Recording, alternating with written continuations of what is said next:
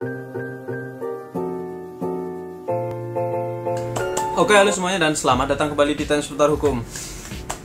Dan untuk kali ini saya akan memberikan tips ya, cara untuk menghadapi sidang pertama gugatan perceraian ya, entah itu permohonan atau gugatan ya sama aja ya, pokoknya sidang pertama ini tipsnya.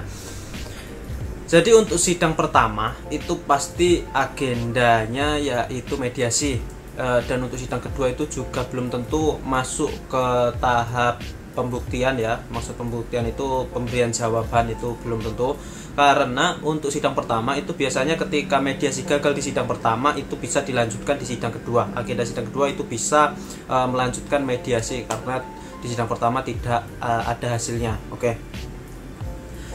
Untuk prosedurnya di sidang pertama itu nanti kedua belah pihak, penggugat atau tergugat atau pemohon atau termohon itu nanti akan ditemukan di ruang sidang ya, akan dipanggil di ruang sidang, akan ditanyai oleh majelis hakim. Yang pertama, latar belakang mengajukan gugatan perceraian atau mengajukan permohonan tersebut. Setelah itu proses pernikahan itu juga akan ditanyakan, diungkit-ungkit lagi. Setelah itu alasan-alasan kenapa bisa mengajukan gugatan atau permohonan tersebut.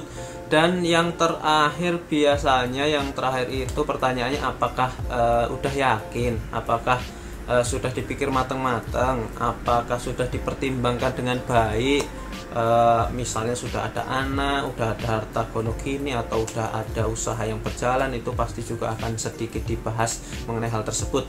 Dan juga akan ada pertanyaan mengenai kesiapan bukti-bukti ya. Nanti ketika mediasi gagal itu kan akan masuk ke agenda pembuktian, itu juga akan ditanyakan apakah kesiapan bukti-bukti dari pihak pemohon atau penggugat itu sudah siap. Jadi saya akan memberi tipsnya buat kalian yang akan menjalani sidang pertama. Yang pertama, untuk penggugat atau penggugat atau pemohon itu silahkan Anda tetap pada pendirian yang sudah diajukan di gugatan. Kalau misalnya sudah yakin ya, jangan sampai tidak konsisten, maksudnya tidak konsisten di gugatan padahal bilangnya A, nanti setelah dimediasi bilangnya B. Jangan seperti itu. Itu yang pertama. Yang kedua, tetap kekeh dan jangan sampai jangan menginginkan ketika ada penawaran itu nggak mau ya gimana ya, ini sebenarnya nggak boleh dibilang seperti ini. Intinya seperti itulah, pokoknya konsisten aja dengan apa yang ada Anda dalilkan di dalam gugatan. Sedangkan untuk pihak tergugat atau termohon itu silahkan Anda menyatakan apa yang Anda inginkan. Jadi kalau misalnya masih pengen bertahan dengan pihak penggugat atau penggugat atau pemohon, itu ya silahkan sampaikan bahwa masih menginginkan bersama dengan pihak penggugat, masih mencintai pihak penggugat, atau masih mau bertahan demi anak, itu silahkan aja sampaikan. Itu nanti bisa menjadi pertimbangan majelis hakim. Dan upayakan selesai di sidang mediasi ini, jangan sampai lanjut ke tahap pembuktian, karena ketika mediasi gagal, saya yakin kemungkinan untuk bercerai dan dikabulkan gugatan perceraian itu sekitar 75% lah kalau udah masuk ke tahap pembuktian itu. Oke. Dan